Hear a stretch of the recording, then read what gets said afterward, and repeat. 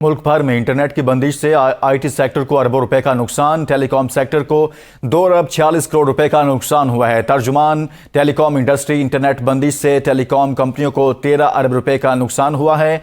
Internet बंद होने से आईटी इंडस्ट्री को 10 अरब रुपए का नुकसान हुआ है।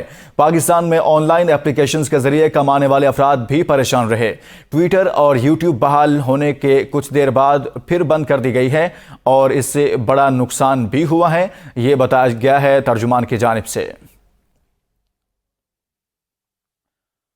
टेलीकॉम सेक्टर को 2 अरब 46 करोड़ रुपए का नुकसान हुआ है। तर्जुमान टेलीकॉम इंडस्ट्री की जानिब से बताया जा रहा है।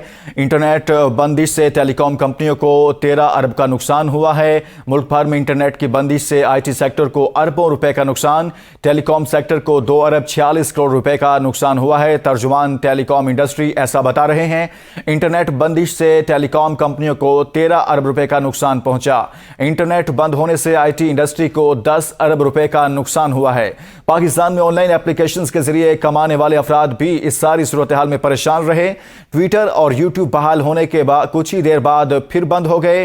टेलीकॉम सेक्टर को 2 अरब 46 करोड़ रुपए का नुकसान हुआ है।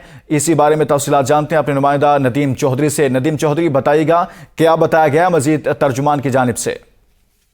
जी बिल्कुल, तर्जुमान की जानिब से कहा गया है कि इस वक्त हुकूमत की जानिब से जो हुक्म दिया गया उसके मुताबिक ट्विटर को दोबारा बंद कर दिया गया है। रात को कुछ देर के लिए इसको बहाल किया गया था, लेकिन अब उसकी दोबारा बंदिश कर दी गई है।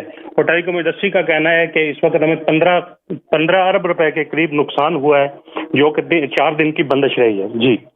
जी ठीक, बहुत शुक्रिया। नदीम चौधरी इस हवाले से आगाह कर रहे थे।